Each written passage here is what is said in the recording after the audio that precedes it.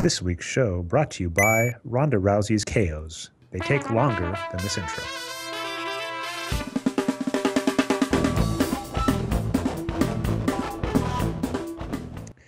Welcome back to another Boxscore Geeks show. Sorry about the late start this week. We had stuff going on at the beginning, and anyway, it's the off season. With that in mind, our topics aren't actually going to be that enamored with the NBA because not too much has happened there. Anyway, I'm your host, Dre Alvarez, aka Nerd Numbers. With me is Patrick Minton, the original NBA geek, who you can find on Twitter as NBA Geek. Say hey, Patrick. Hey, how's it going, guys? Guys, all right. Sorry. And then, of course, we are produced. I messed up the intro, too, about Rhonda Rousey, so I meant to say shorter than, I said longer than. So it's just that kind of week. So, Brian, your turn to mess up if you would like to. We are produced by Brian Foster. You can find on Twitter as Boxscore Brian. Say hey, Brian. Yeah, we're just a bunch of crazy bison guys around here.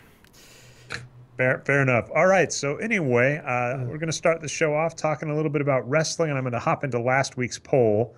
So on last week's show where we talked about Hulk Hogan getting knocked out of the WWE in part due to his racist rants that were leaked by Gawker, we basically said, what are your thoughts? Are you optimistic that this is going to fix racism in the WWE? And your thoughts basically were kind of split. You kind of went, maybe. I think you were slightly more optimistic than pessimistic, or am I mistaken there, Brian? Yeah, we got 60 to 43 up on the poll right now. I'll change my vote to there's a chance, just to give some hope. How about that? Fair enough. To be All fair, right. the question was not whether it would get fixed, but whether it would turn a corner. Which, turning a corner implies, well, shit's still broken, but someday it might get better. Which Yes. is, I think, because I think if you said fixed, about 42 of those 44 people would be like, no way. Absolutely. And so actually that was what we were going to talk. So another piece of wrestling news that happened this last week. And by the way, I don't mind sounding offensive here because I think one of the things we're going to talk about is how the WWE, like many sports organizations, is not altruistic. It's not nice. I think that they are incredibly happy that Roddy Piper passed this last week because from a PR standpoint, there is nothing better than getting in front of a PR nightmare like Hulk Hogan's rant than with the death of a celebrity because all, of course, anybody's going to say is good things about Roddy Piper. Which is kind of weird because we talked about this a little bit thus in the pre-show. The last time I actually watched wrestling was like during the 80s when Roddy Piper and Hulk Hogan was the big rivalry, right? And like everything past the 80s was after I figured out that I figured out that it wasn't real a long time before that, but at some point I asked myself, why am I following this sport that is not real when I know it is not real? Like, what is the appeal to me? So I stopped watching it. But back then, like Roddy Piper, we can presume following a script, he said racist stuff all the time. Like, I bet you could find, if you went to the archives, you could probably find a dozen times where he said the N-word on TV, on national TV, on cable TV, right? And another fact to be aware of there with how wrestling works, Patrick, is that especially back in those days, the number of televised shows versus just house shows, if you saw him say it 12 times on TV, that means he said it literally hundreds of times. Oh, yeah, because they would do the same script in every arena. They'd do the same script nationwide, and then, basically one of the arenas would be the one that they're taping, and that would be the one that would be on the Monday night wrestling show or whenever I think it was Monday nights. I can't remember. Yep. And I had a friend who got a newsletter from somebody who was like a big industry insider, and so we usually knew what was going to happen on the show before it happened because this guy would figure it out from reports from all the various other arenas, right? So you had the internet pre-internet. You were the they call it the internet wrestling community is what it's called now. You were that before that, and I'm pretty sure it's the same guy, right? I think it's the same that guy took that newsletter and then I happen to know because my what's that? Dave Meltzer is one of the big names. Yes, that would do that. That's the guy. Is that the guy? Yeah. So the reason I know this is so weird. The company I worked with, the company I work for now, we helped this guy write like an app for the iPhone, and it was one of the very first iPhone apps, period. So, and like he was one of basically the first guys in the App Store, and his wrestling app made a crap ton of money in advertisement because it was just like one of the first ones, and and pretty much everybody who like was anybody into wrestling, subscribed to that app, and so he just got ad revenue up the wazoo. Um, and yeah, I mean, I'm pretty sure that was like I don't actually remember. So did you ever get who to was the talk? Did you get to talk to and meet Dave Meltzer? Because he's No, like no, a no, big. this guy predated when I joined the company, but Oh, sad day. my boss is actually a big wrestling fan, even like knows lots of wrestlers and stuff, and knows the guy pretty well, as well. So it's kind You of a have a weird. fascinating life that plugs it. Like again, you in terms of name dropping, and I know you don't actually name drop as much But as you could. You do have these but come weird on, connections of there's name like drops that just there's all like over the place. 8 people in the world maybe who were like fascinated. It's not like I'm name dropping Brad Pitt here. I mean, Oh, I don't know. Dirk last week, Patrick. We can sing you on that one. What's that? What about Dirk's, Dirk? Dirk's sister, right? Oh, Dirk's Was his sister. Okay, sister. we'll let that one by. We'll And let that I one by. didn't even exchanged words with her. I was just on the like a team that played against her. I got to see Dirk Nowitzki in practice a few weeks later. Like, But sorry, I got you off track. So basically, your point was back when you were watching wrestling and you knew it was going to happen, and Piper was a character. Your Piper was a basic point character who is said racist shit all the time. Like, it's funny that the WWE like is erasing Hulk Hogan from the wrestling books because the WWE has been a systemically racist institution pretty much since its founding. When you constantly write scripts that say, "Well, let's have this white guy call this black guy a nigger on TV," like that's racist. Like that, obviously his statement is racist, but the fact that you are creating a storyline like that and you think that that storyline is compelling, that itself is racist. I mean, that's crazy, right? I mean, and the WWE has been doing that for years, and as you pointed out, like Vince McMahon did it like a few months ago or weeks ago, like on I think it national was years, but still close. That's the thing is it's in recent enough history where you can't they can't even use the argument of, well, that was a different era, where it's like, well, you've persisted. In fact, that's one of the issues people have had with wrestling, and Dave Meltzer, I think, talks about this a lot, actually, is, you basically got this very old racist guy that's running the company and kind of says, I think this is funny. I think this is what we should do. And is caught in an era that is, of course, fading and eroding. And that's why you still have shticks and gimmicks like that in the 2000s that, Well, okay, let's twist this into sexism for a second, right? Imagine you're writing some soap opera drama show, because that's essentially what the WWE is, right? It's a soap opera drama with the wrestling as the backdrop, but people tune in. Do you want to hear the best story. comparison I've heard about it, which is actually funny and I hadn't thought of before hearing this? That is? It's the Muppet Show.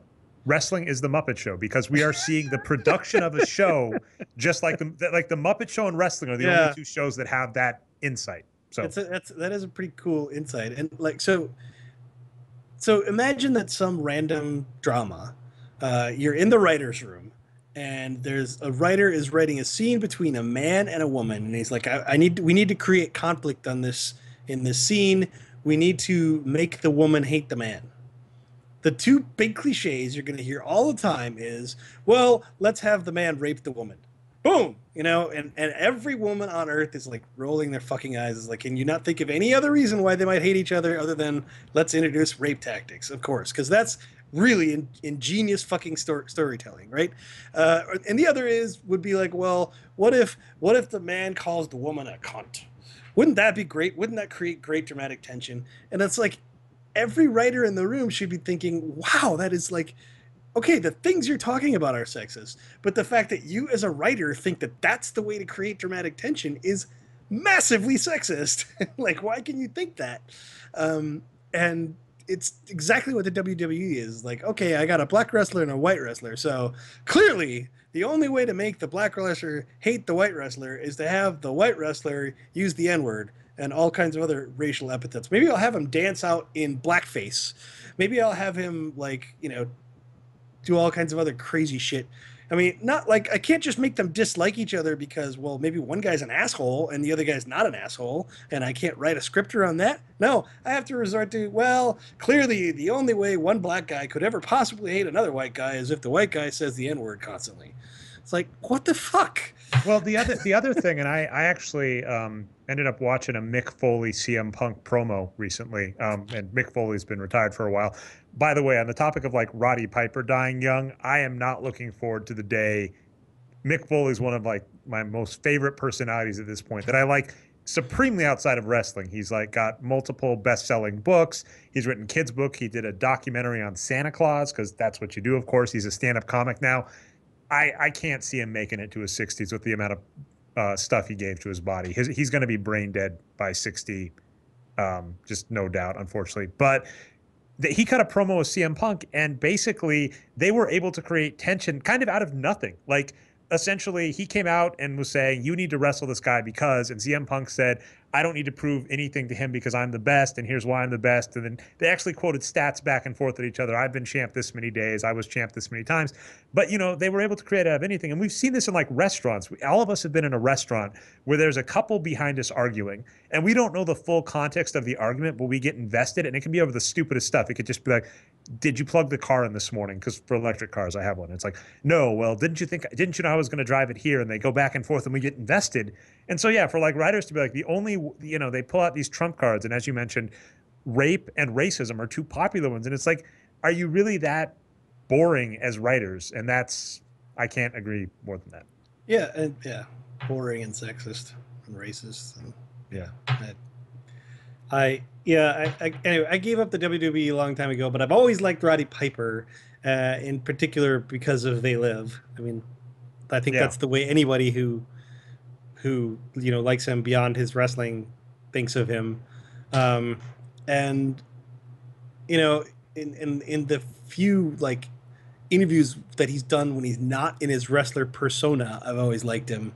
So I'm a little bit like I'm convinced that, you know, the racist things that Roddy Piper, the wrestler, said and did were, you know, a character following a script. I don't believe that's the way the actual person thought, at least not based on the interviews you saw him give. Like he's pretty famous for having one, like just before the WWE fired him, he basically said when he looks at the TV and sees the Roddy Piper persona, he hates that guy and thinks that guy is an asshole. And you know, the W, and then he talked about how wrestlers always die young and they don't live to get their pensions and things like that. And of course, the WWE fired him like 2 days after that interview. I think it was like, was it on the Bill Maher show? Or I'm gonna have to look. I'm excited. And by the way, Grantland just had an article about it where they linked to it. So I'm sure we could find it. One other thing I liked about Roddy Piper, by the way, it makes me sad that we outlived him on this. So he started his own podcast. It's a really popular thing. It unfortunately spelled the death of our favorite podcast, the Short Corner podcast, because Podcast One realized you get these famous former wrestlers who can't wrestle anymore. You give them a podcast, the millions of wrestling fans will listen to them once a week. So you had Stone Cold Steve Austin, Chris Jericho, Roddy Piper actually had his own show. And I had a lot of respect for him as a podcasting host because I'd listened to his shows, and he was a host that would hog the mic on occasion. And I was like, I hear you, because I've definitely been guilty of that on several occasions myself. So a kindred spirit there. And yeah, in terms of Roddy Piper, the person, yeah, the shows and stuff I listened to were great. And actually mentioning back to Mick Foley showed a clip where he's talking to Roddy Piper about Santa Claus and his documentary. And one of the things he said that Roddy Piper just does so well is he says his facial expressions while Mick Foley is telling him this are just so great, and it sells the show because it's kind of a, I don't want to say boring, but, you know, a funny conversation to have with the wrestler. You're like, hey, I want to talk Santa. I don't want to talk wrestling. And the other wrestler makes the conversation very engaging just with facial movements and how they respond. And that, again, that's good writing. You have your characters acting engaged and stuff. You don't need to have them just drop the N-word. Yeah, it's... Man, I'm just beating you down with like as this happened. Yeah, this was me last week. It's just you're just like, yeah, man, television writing sucks sometimes. Thing like, the whole like, this is a good and a bad thing, but like lately, being on Twitter, and especially with the type of people that I follow on Twitter, I'm gonna say if I follow you on Twitter, it's probably much more likely that you're some kind of a social justice warrior. Who's outraged at racism, sexism, whatever, than that you're like a random guy from Ohio who doesn't care, or even on the other side, some reactionary right wing guy who's propagating that kind of thing. So I go on Twitter and it's like, oh my god, the world is terrible and everybody's awful, and I can't believe the humanity is fucking doomed because we can't get along, and it's all, and that's a little bit sad. But on the other hand, I actually love that, you know, social media is bringing so much awareness to these kinds of issues, right? I mean, the the basically, the all the horrible things that have happened to people in the last year at the hands of the police.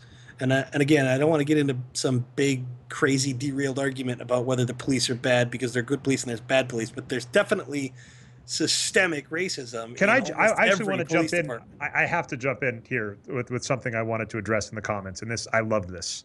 So in the comments, I talked about, it was an innocuous comment. I referenced the Crack podcast, and they made a note that basically white women can't date black men in movies. And it's not like a hard and fast rule. I'm saying this is a general trend in Hollywood. And someone countered me and said, no, see, you're clearly wrong. And they sent me a list of movies that someone had compiled. And it was 187 movies dating back to the 1960s. And so the cop thing, I feel when people get into that argument of, well, there are good people and bad people, there's good and bad, whatever. I always get so annoyed when people think that because they can identify a counterexample that they have disproven your idea of a trend where, exactly. And the thing is, like, if I say almost every police department in the US is systemically racist, that is a statement that has nothing to do with whether or not there are good cops and bad cops. It's completely irrelevant how many good cops and bad cops there are. I'm saying the system is racist. There's a systemic racism in the system. And to a big extent, the so-called quote-unquote good cops, they're being put in very bad positions there. And practically every report you read from like some ex-police officer who speaks out about the systemic racism tells you pretty much the same thing, that that the police, they're like firemen or teachers or many other unions, in that you stick with other police. Whatever happens, even if you don't like the other guy, you stick with the other police. You stick with the same story. Everybody toes the same party line, because if you don't, you're an outsider and you're going to be very unpopular and kicked out really fast. So if there's systemic racism in a system like that, it's going to be pretty impossible for any of the quote-unquote good cops to really do anything about it. And the whole point of this is that, so there's good people and there's bad people, but in most systems, the bad people don't get away with doing terrible, evil shit without any consequences. But in a system where there's systemic racism, the racists get to be racists all the time. That's the problem. The problem isn't that there are racists and not racists. It's that there's a system that allows the racists to just get away with being racist all the time. And nobody ever calls them on it, and nobody hangs them up to dry for it. So let's assume 1 out of 10 cops is racist. I'm going to be generous here. 1 out of 10 cops is racist. I'm sure the number is much bigger, but let's just say it's that small. If those 1 out of 10 cops can be racist everywhere all the time and get away with it, and no one ever forces them to face any consequences for that, then that systemic racism is the problem. Who fucking cares that there are 9 good cops if the 1 bad cop gets to do all this shit all the time? Who cares? Oh, absolutely. And like I said, what I hate is, maybe I'm ranting too much. No, I was awesome. If you hear me just let you go, I'm like, guys, this is great.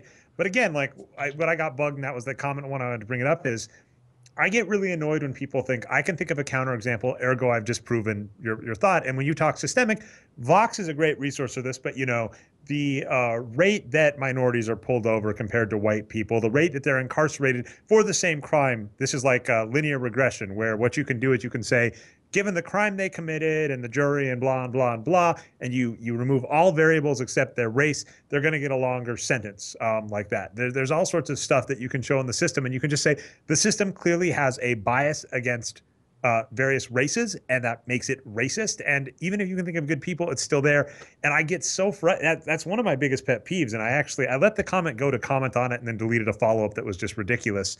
But it's like, I get so frustrated when you say there's a systemic problem with racism. Hollywood movies hate having minority leading men date white women. And I say this as someone who is in an interracial relationship. My wife is white.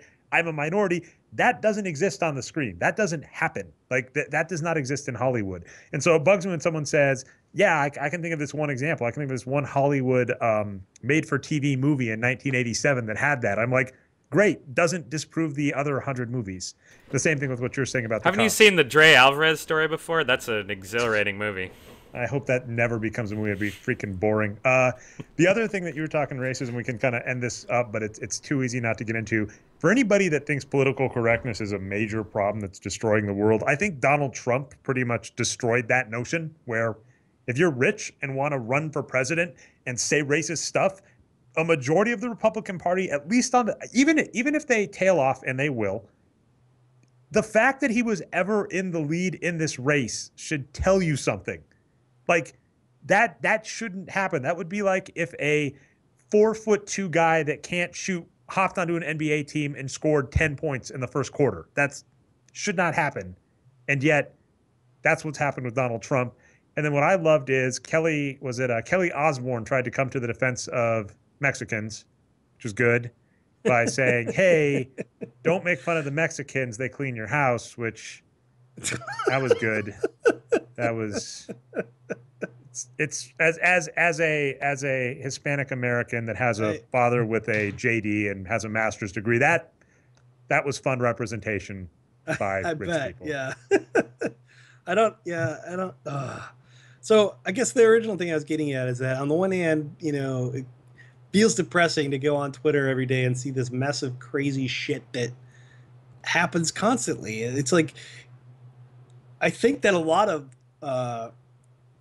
I think that almost all of the white people have been living under this illusion for like 10 or 20 years or longer that, racism, everything, it's all so much better than it used to be. Like, we're not racists anymore. We're all that's all gotten better, give them right? Some of that. Some parts have gotten better. Well, of course, but I think that white people have vastly overestimated how much better it's gotten and vastly underestimate the systemic racism that's still there. So again, it's who cares? Well, this is called the post-racial society narrative, right, Patrick?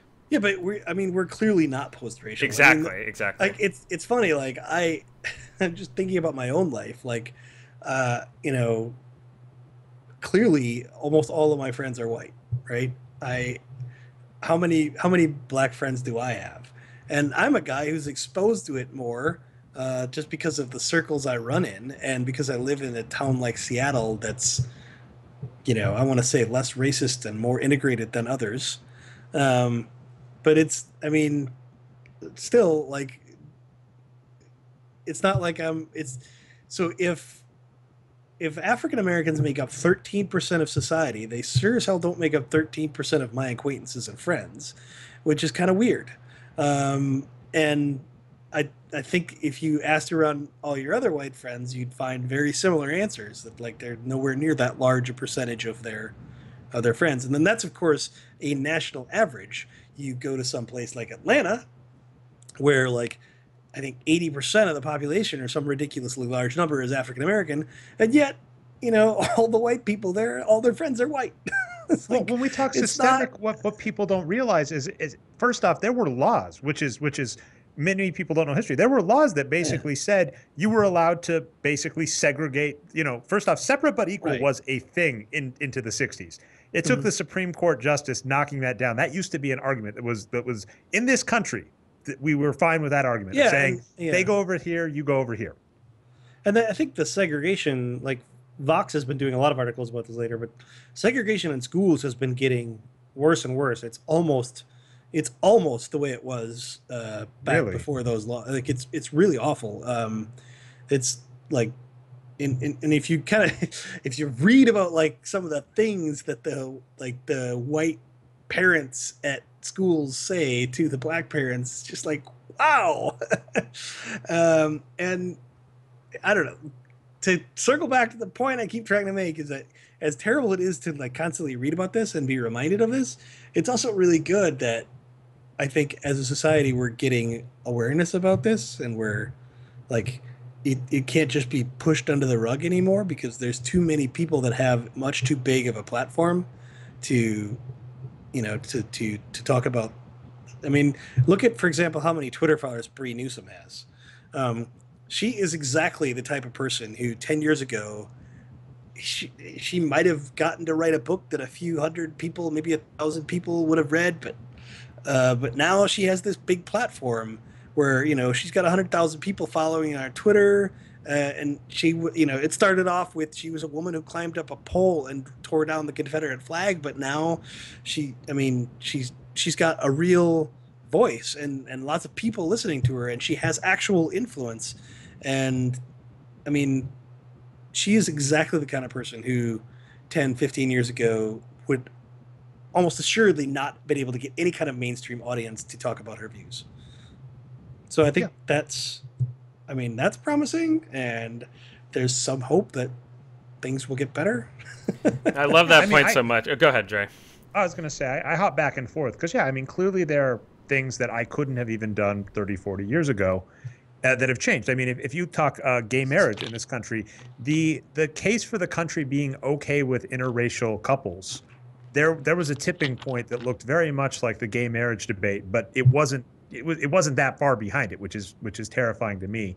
So stuff has gotten better, but then it also gets sad when you see policy changes that basically erase steps forward. So it's always, I think to your point, it's always when you read about it, on the one hand you go, good, we're talking about it. On the other hand, like Vox, follow Vox if you just want to feel depressed about policy changes in terms of racism. So to circle back to close up on this topic before we talk a little bit of basketball, I just want to say for those of you watching or listening who are getting tired of a bunch of white guys sitting around talking racism, I do have some feelers out to some people I want to get on the show that could hopefully get us to an interesting and possibly even uncomfortable conversation about race with an actual mixed racial cast of characters. Hey, I'm right here. Well, sorry. we can talk about the whole Hispanic thing all you want, for sure. But I don't believe that as an Hispanic person that I agree. That allows you to stand up for African Americans. We talk African Americans in basketball a lot. That topic comes up a lot. So I agree with you there. Where I am outside of that spectrum to be able to talk. And maybe some women on the show too. We're definitely going to get some women on the show. Yeah. I have one really big one that I can't talk about yet because it's not final, but it's going to be awesome. And then I've got some feelers out to some more people. Hey, actually, Brian, do you have your email address? So I'm going to do a cheat code here. I'm going to apologize to our listeners and say the following. I usually handle booking people on the show, and I also travel a ton on the weekends, which means, as you may have noticed in some cases, the show doesn't really get written until like Sunday at 11 at night when I send emails out to you guys, and that doesn't really do well for scheduling. So if you want to be on the show, by the way, please don't feel bad if we turn you down. We have some fans, but if you want to be on the show or have good suggestions for guests or contact, you should send your information to Brian. As the producer, I'm going to throw you under the bus here. Can you send out your email and I'll put it in the links? Well, you could also hit me up on Twitter here. We have our Twitter I'm going to say below. email because Twitter, email, okay. So what give an email address people can email to talk about that. All right, we'll figure it out. I don't want to, dox myself on the air here. All right, fair enough. We'll make it happen. Okay, so easy one. We actually do have a contact form on boxscoregeeks.com. Exactly. Use the contact form on Boxscore Geeks. We'd love to have you on if you have some interesting things to say. I don't want this to turn into a podcast about racism and sexism every week. And I'm sure there's going to be plenty of racism in the NBA next year, so we'll be able to keep racism and basketball together as topics that are relevant to us. I'm just going to go out on a limb and predict it right now. Next year, at least 2 outrageously racist things are going to happen in the NBA next year. Do we need to tie this into I'll take the over. I'll take the over on that, Patrick. Okay. I'm talking, I'm sure many dozens of them, but I'm talking about things that are actually going to get press and that national outrage will happen. Anyway, so let's talk just a tiny bit of basketball before we leave, right? So the Golden State Warriors made yet another trade. Basically, they salary dumped Gerald Wallace for Jason Thompson, which 100% a salary dump. How much did Thompson make? I don't know off the top of my head. I'll take a look and see if Basketball Insiders Because has it. Wallace But was like 10 million, right? yes, And Wallace had 1 year left on his contract at about 10 million. Would have actually been a decent backup, but I think he had the David Lee problem of being just expensive. For how much play he was going to get, that doesn't really seem. So here's interesting. They traded Cash along with Gerald Wallace to Philadelphia. But again, if they trade Cash but don't, Yeah, they could trade $1 because million. basically every dollar they pay anybody is worth $3 in salary taxes, right? Exactly. So they could trade, if they trade $1 million, if they gave $1 million, that would have saved them, as you mentioned, 3 because of where they're at in the cap. Right. I'm not even seeing Jason Thompson. He's only at 6. Yeah, I mean, they basically traded like 13 million down to 9, and they just traded 9 down to 7. It's funny when you put it that way. It's like they're stealing from all the other teams just to give money to the 76ers. Fair enough. But I mean, it wasn't a bad. It wasn't a bad trade for the Celtics. I mean, you mean 76ers? 76ers. Sorry. Wasn't a bad trade for the 76ers. Gave him a decent player. It's not going to be amazing. I'm pretty sure Jared Wallace isn't going to play for the 76ers. So the big thing about that is Jared Wallace just has 1 year left on his deal, and Thompson's deal is less money per year, but it's actually 2 years. The second year isn't guaranteed, though. Right. Yeah, and yeah. So I mean, once upon a time, Jason Thompson used to be okay, but then something terrible happened to him. I don't really know what happened. He and like J.J. Hickson used to be kind of in the same mold, and both pretty decent. And then Jason Thompson I don't know, he just forgot how to play basketball and became terrible. Well, and then what else was I going to say? In terms of other moves, in terms of exciting ones, Andre Miller went to the Timberwolves. We're in that part of the offseason. I don't know how to feel about that Andre Miller signing, because it seems like why does Minnesota need him? I mean, I think that Flip Saunders thinks that team can make the playoffs, and if Karl Anthony Towns has a rookie season similar to Anthony Davis's rookie season, then yeah, they can make the playoffs. But every other outcome says no, you can't make the playoffs. Like, even if they're like, I think they're much better than they were. Like, I don't think it's a 16 team winning game team, but they're not going to win 50. They're going to win 35, unless, like I said, if somehow Karl Anthony Towns turns out to be the serious shit and is like, Anthony Davis level good, then yeah, maybe they could scrape to 50, maybe. But kind of hard to see when you have like, Kevin Garnett's going to play 20 minutes a night if he's lucky. Nikola Pekovic is going to play 40 games if he's lucky, given his injury history and his like how fucked up his ankles and knees are. I don't like where are all those playoff wins coming from. So, given all that, what do you need Andre Miller for? I got nothing. I was, and it's not that he's a bad player. I think he's a great player, even at his age. I think he's a pretty decent player, especially for $1 million a year. But isn't that a spot you could spend on? Like anybody, literally anything else. Anything else. Isn't that 20 minutes a night you could give to Tyus Jones so that he won't be terrible in 1 or 2 years' time when it matters? Like, it just I don't really understand that signing. Don't get me wrong. I think I'd still take the over on this Minnesota team. I just don't think they'll. Well, in the West, they're not. Yeah, yeah. And I mean but the over means like the over under is going to be like 30 wins. Right, and even with Towns and the improvement people expect from Rubio being healthy, I can't see Vegas giving him more than 30 wins. The only other major deal, I think I'm looking at one more, but so the Mavericks, and I thought they had already done this, so I don't know if they just signed him or whatever.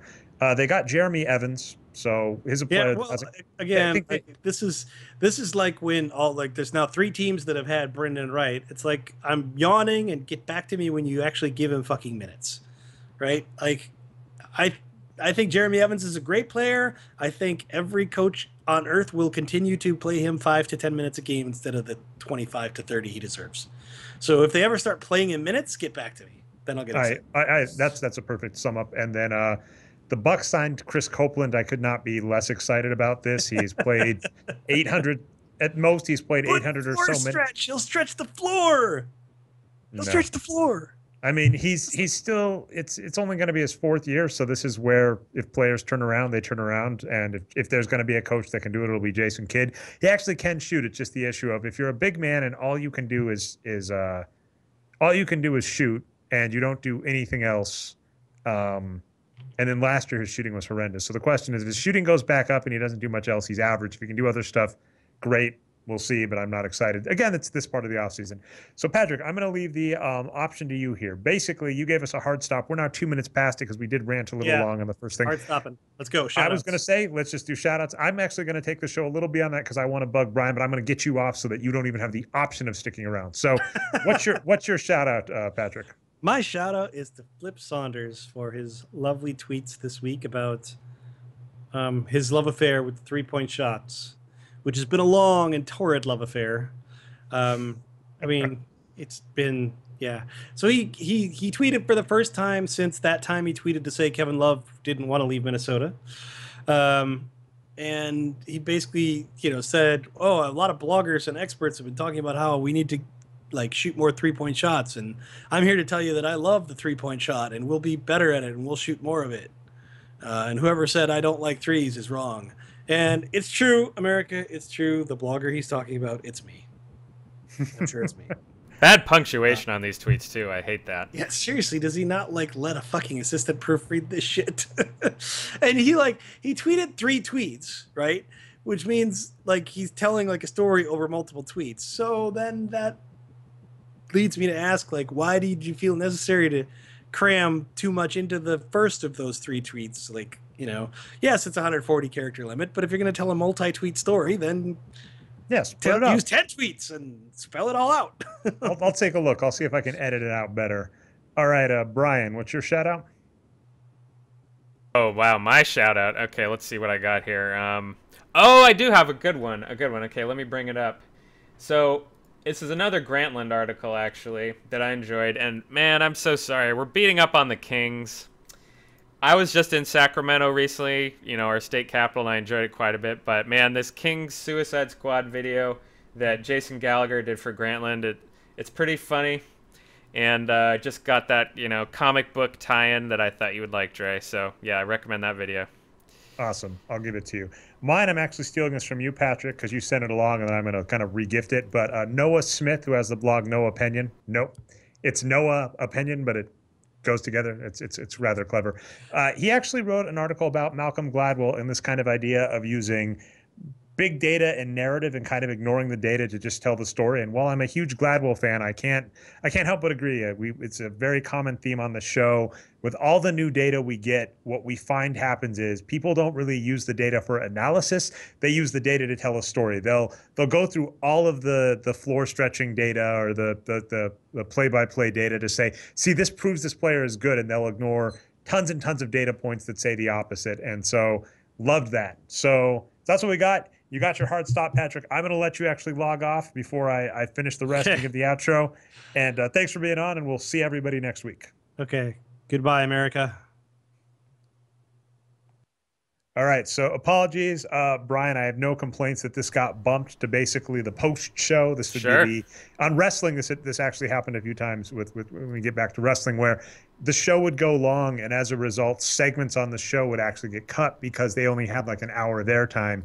So this was actually part of the feud between Shawn Michaels and Bret Hart. Is there was a segment that went long where Bret Hart got a move done to him by Shawn Michaels, but it didn't make the air, and Shawn Michaels thought that was deliberate. So maybe we did that to you. Oh, we better watch out for Patrick next week then. He's going to know this was deliberate.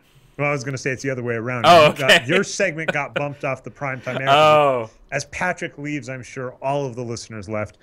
So anyway, I got to see Rhonda Rousey's stunning KO in 34 seconds with my wife at Buffalo Wild Wings. It was amazing. It was clearly the reason everybody was there. The Buffalo Wild Wings was packed. Well, there were, I think, 7 fights on the docket. People were not as active until that last one. It was clearly why everybody was there. It was amazing. She's one of the biggest names in sports now, arguably the biggest. And basically, I just said I thought that was really cool and enjoyable. And you said you had a counterpoint, and I just had to hear it. And I've actually, listeners, we're in the same boat. I do not actually know what Brian is going to say. Oh, it's such a small thing, and maybe you'll agree or not. But now here's what I said basically. So yeah, I didn't see the fight, and you gave me shit for that. That's fine. And she is really entertaining, and I do like mixed martial arts to some extent. But I don't know. Here's the thing. So first off, to be fair, like, I have not read this book before. I've just kind of read reviews. But, lean in. I mean, that whole concept is the liberal criticism I've heard of that idea is basically the way how women should deal with men being macho in the workplace is to, equal their machismo, right? Lean in, not tell the men to lean out, and do everything as a team, but kind of rise to their, alpha maleness. So, again, I don't know if that's legit criticism or not of that book, but I've read that before. And that's, again, as great as Rousey is, I get that vibe a little bit too. As far as what she's doing, that's fine. Like, everything she says is great. What did she say exactly? Do nothing, bitches. Is that the exact quote? I do not know. This is interesting. Oh, yeah. This is a big thing in the past week too. So she was getting, I don't know exactly what it was, some kind of maybe social media harassment similar to Serena Williams about her body type, right? She's built a little bit because she's a professional fighter. And she's like, yeah, I mean, not every woman's body needs to be built to be a do-nothing bitch, I think was her exact term. And fuck millionaires, that's what she said. My body is not designed to do nothing and fuck millionaires. It's actually to just fight and be a powerful woman. Yeah, so that was her point. And everyone loved it. Great kind of feminist thing to say. And I agree. But at the same time, while we should celebrate, women sticking up for themselves and being more confident, I think there's a lesson for men here too. We just maybe not quite as macho all the time. That's my only complaint. So it's more about how she's being received, not about anything herself. So actually this is interesting. So this is funny because I'm sad. I was hoping you had something to say against Rousey. There's one area, and I'm going to leave that alone until I've educated myself more. So some people in the comments might know some of the controversy with some of Rhonda Rousey's statements, but I'll leave those off the table. It's the same thing here. So basically what you're saying is the issue you have with Rousey and all the attention she's getting, it's almost like the Dave Chappelle show, where the show was an amazing criticism on racism and race relations in the United States, but you had people basically receiving it as, haha, isn't that funny to see that guy in blackface? And even Dave Chappelle, the weight of that. And so what you're saying with Rousey is she is doing a great step forward for feminism, right, in terms of this. I'll leave a lot of the minutiae off the table. I'm not educated enough to say it. So if you have arguments there, I'm probably fine with them.